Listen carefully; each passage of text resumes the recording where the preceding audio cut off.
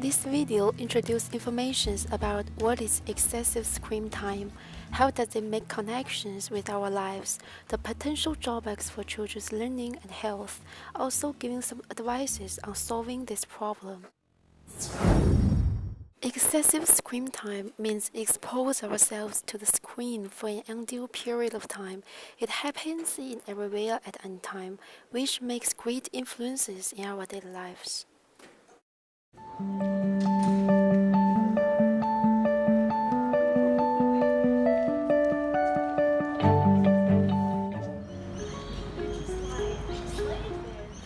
Danielle has a class on 11 o'clock.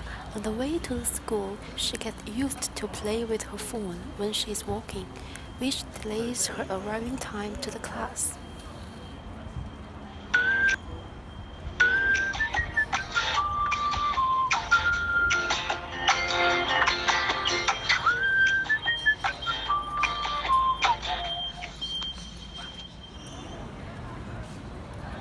Oh, it's already 11:15.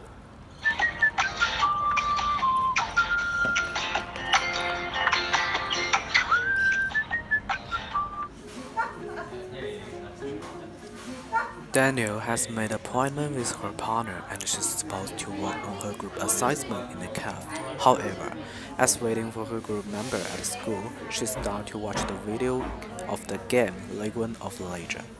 When her group member sent message to her, she ignores them and continues on watching her game video. Her addiction on the game breaks her normal learning time and is not responsible to her group members.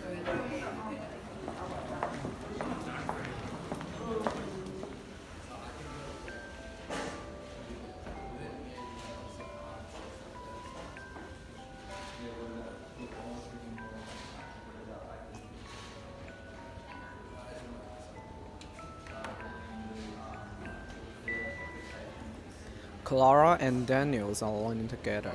However, Clara is easy to be distracted by her phone and it was way too far to influence their learning efficiency. When she uses the phone and tries to share the funny video with her friend, that makes them become kind of annoying for other people learning in the library. It freaks her up.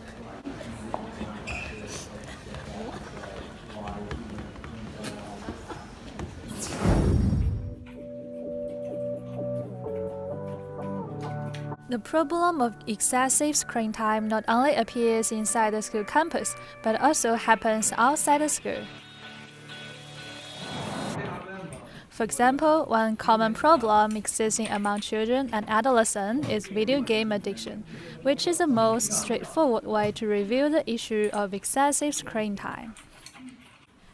In the internet cafe, when Ida is playing the computer game, she ignored her friend's message and lied to her friend that she's ill.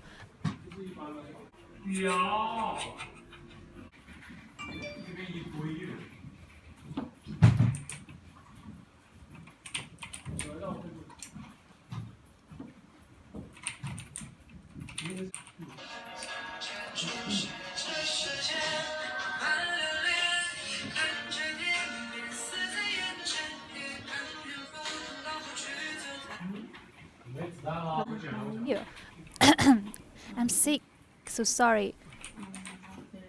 What? Oh, I can't hear you.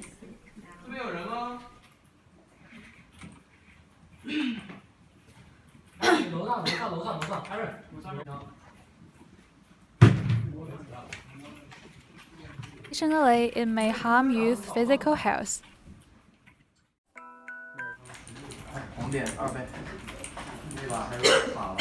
Ida always stays at the internet cafe from day to night.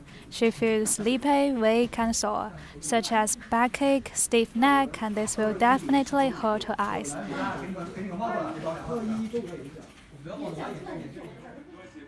She is angry, but she doesn't want to stop the game. Thus, she gets her phone and orders some takeaway food through the app named Melbourne Delivery.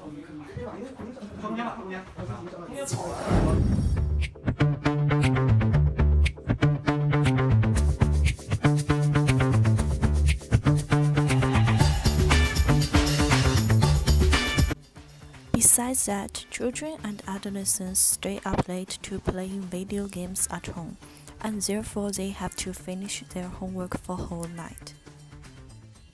Children and adolescents are also like to play mobile phone before they go to sleep. It will affect their brain development and the quality of their sleep.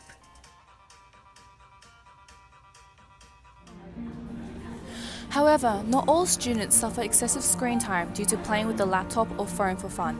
There are different reasons that force them to have excessive screen time every day. High learning pressure and heavy workload. Especially in the university campus, it's quite common to see students spend most of their time sitting in the library and working with their laptops. Danielle has studies for 4 hours without resting. She is overwhelmed, gets a headache, and her eyes also hurt due to excessive screen time, which makes her unable to focus on her studies at all. However, there are some solutions for this phenomenon. She can rest, listen to music for relaxation, move around and exercise.